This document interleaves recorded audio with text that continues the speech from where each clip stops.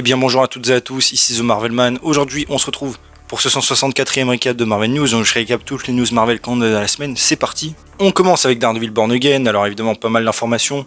Déjà une et pas des moindres, c'est que Foggy reviendra dans la saison 2, ce qui peut être très surprenant évidemment vu ce qu'ils lui ont fait. Alors oui, vous me direz ça peut être sous forme de flashback. Cependant on a d'autres indices, on en reparlera dans une vidéo dédiée d'ailleurs. On a le producteur qui dit qu'il n'y a pas d'histoire de Daredevil sans Karen et Foggy. Sachant ce qu'il faisait avec Born Again à l'origine, bon, très hypocrite mais admettons. On a aussi un easter egg au fait que le cabinet Nelson Murdock et Page est au numéro 468, le numéro où évidemment Foggy fait semblant d'être mort en comics, donc c'est quand même un gros indice. Alors c'est pas eux qui ont placé le numéro exprès, mais ils ont fait le cabinet ici, donc évidemment voilà. Ils ont aussi dit évidemment qu'il y aurait des scènes avec Karen, Matt et Frank ensemble, ça me paraît évident. Qu'il y a une scène d'ailleurs où Matt et Karen regardent des vieilles affaires dans une boîte à souvenirs, et qu'en fait c'est des souvenirs surtout de l'ancienne série, donc c'est un peu méta, y compris une photo qu'il y avait de la série. D'ailleurs Charlie Cox a dit par sa relation avec Karen qu'un décès peut fracturer une famille, mais qu'après ça peut renouer les liens de manière plus forte, surprenante et nouvelle. Le showrunner dit que Karen est le cœur et l'âme de la série, Foggy aussi au passage normalement, mais bon, et que dans cette version, le MCU en particulier, elle l'est, et que l'implication de Karen dans cette saison et dans la saison 2 est assez grosse au niveau de l'histoire. Encore une fois, sachant qu'elle revient que pour 2 épisodes, j'y crois moyen, mais on espère. On a aussi Vincent D'Onofrio qui a dit que dans la saison 2 de Born Again, il y a un truc qui l'a fait pleurer pour son personnage.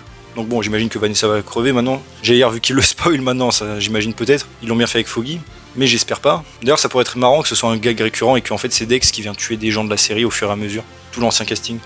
On a appris aussi, grâce à des gens qui ont vu la série, que tous les flashbacks avec Fisk dans les années 80 apparemment ont été supprimés. Alors bon, je le croirais vraiment quand je le verrai. C'est assez dommage puisqu'il y avait quand même plein de scènes qui avaient été tournées dans cette période. On a appris aussi que l'épisode 5 était donc un épisode un peu filler et que c'était celui de la banque, qu'on a vu dans les trailers, là, où il y aura le père de Miss Marvel aussi. Pour le Punisher, ils ont dit évidemment que le sujet de son retour sera bien traité, et important en particulier pour John Bertal, l'acteur, et que donc il revient pour une raison, et que la raison ça a quelque chose à voir avec les flics qu'on a vus dans l'épisode 2, évidemment.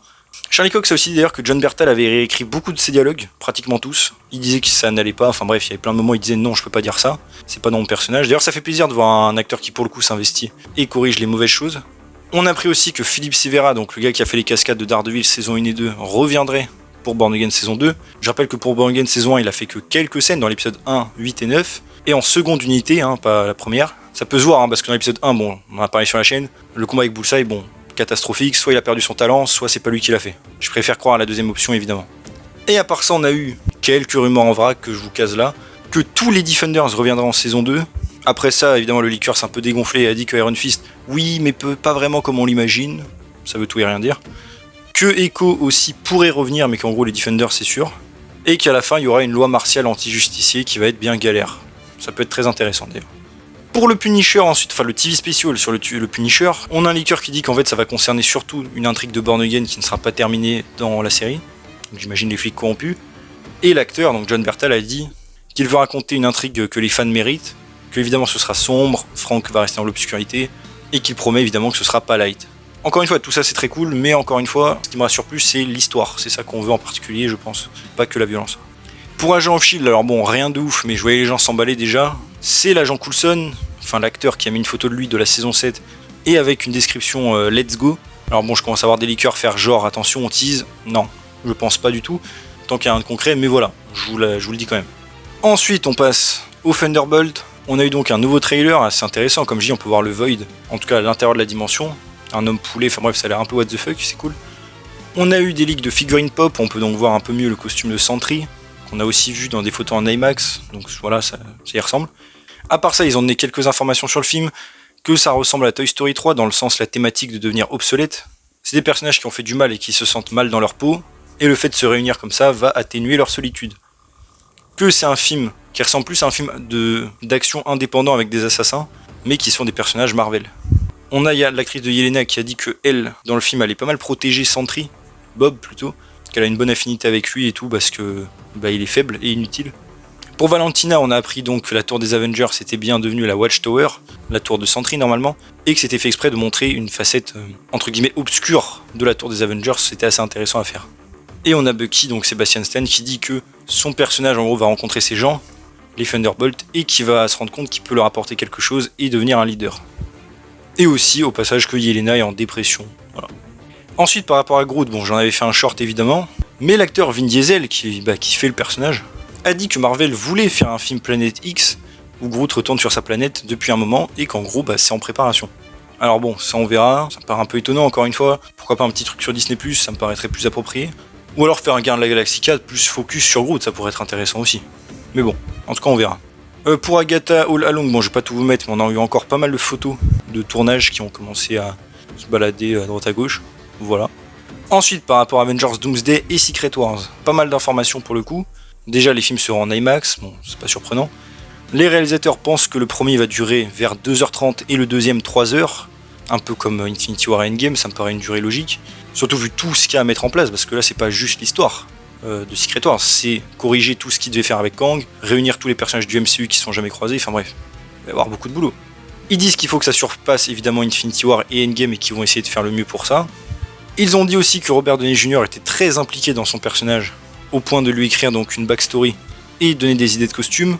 Alors bon, ok, si c'est vrai, c'est cool, ce dont je doute fort, mais sérieux, je veux dire, Fatalis, on a déjà le design, déjà le costume, déjà la backstory. Hein. La backstory, c'est l'ennemi de Reed Richards, point.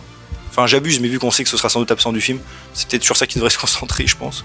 Ensuite, les frères Russo, bon, évidemment, racontent un petit mensonge, en disant que ça fait plus d'1 an que Robert Downey Jr. essayait de les faire revenir et les convaincre. Sachant que Fatalis, en tout cas Robert Downey Jr., ça a été décidé en juillet, bon, pas possible, mais bon.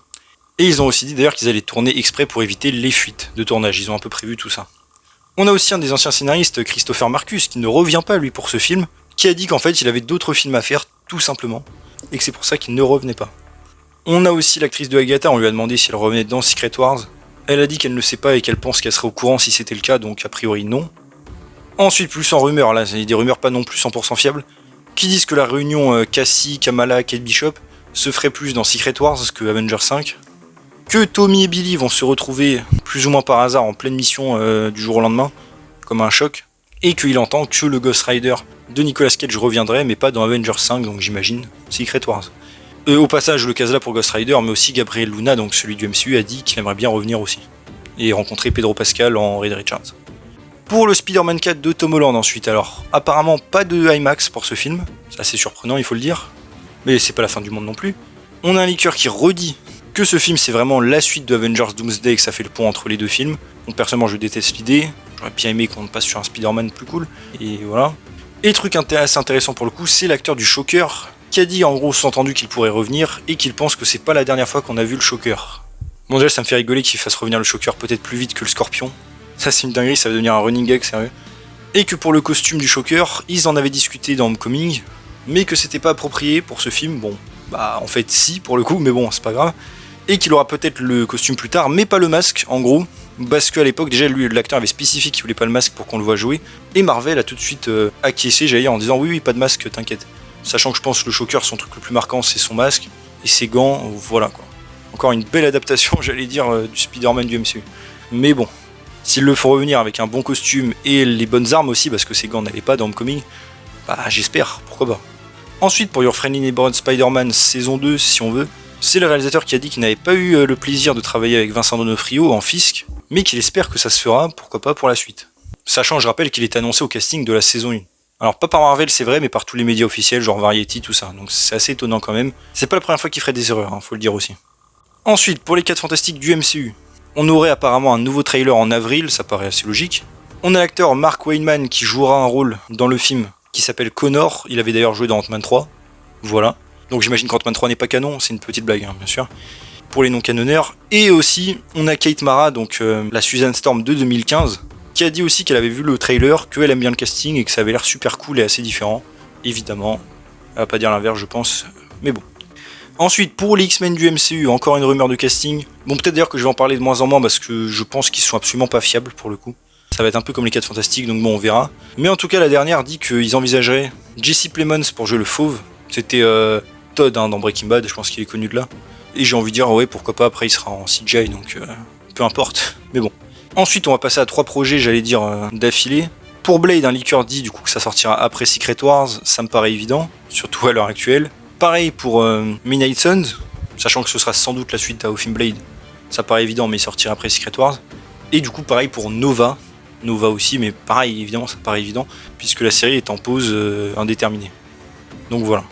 Et ensuite, alors je mets en bonus un peu, c'est pour le futur du MCU. C'est Hans Zimmer, le compositeur, hein, sans doute très connu, je pense, par vous tous, qui a dit qu'il avait en effet déjà discuté avec Marvel Studios pour faire des films, des musiques de films, mais ça n'a jamais été le bon moment, le bon timing, et maintenant il cherche quand même à faire autre chose que du super-héros, puisqu'il en a déjà fait pas mal. Bah, c'est vrai que franchement, il a fait, je pense, parmi les meilleures musiques de comics, donc ce serait cool. Et voilà, c'est déjà tout pour ce 164e récap de Marvel News. J'espère que ça vous a plu. Si c'est le cas, n'hésitez pas à vous abonner, liker, commenter, partager, activer la cloche, à me suivre sur mes réseaux sociaux et mon Scar, dans les liens en description. Et on se retrouve bientôt pour une nouvelle vidéo. Salut tout le monde.